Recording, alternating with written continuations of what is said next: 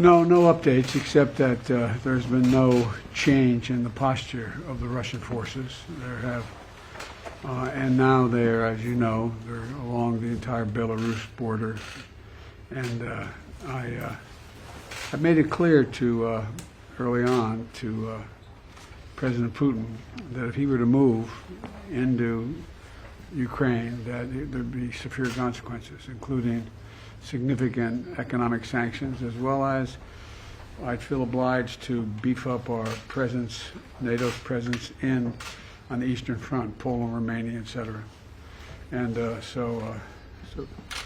but I see, I was watching one of you on television pointing out the fact that, and I think you got it right, whoever it was, I'm embarrassed, I don't remember who, saying that this is all Putin. I don't think even his people know for certain what he's going to do. Would you ever see yourself personally sanctioning him if he did invade Ukraine?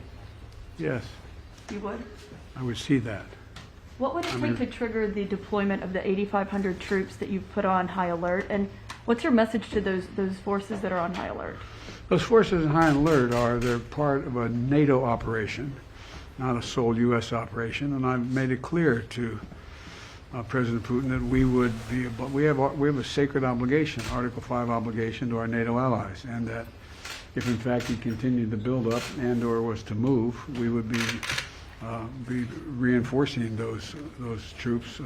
And I've spoken with every one of our NATO allies in person, or not person, virtually, and we're all on the same page. We've got to make it clear that that there's no reason for anyone, any member of NATO, to worry whether or not NATO would come to their defense.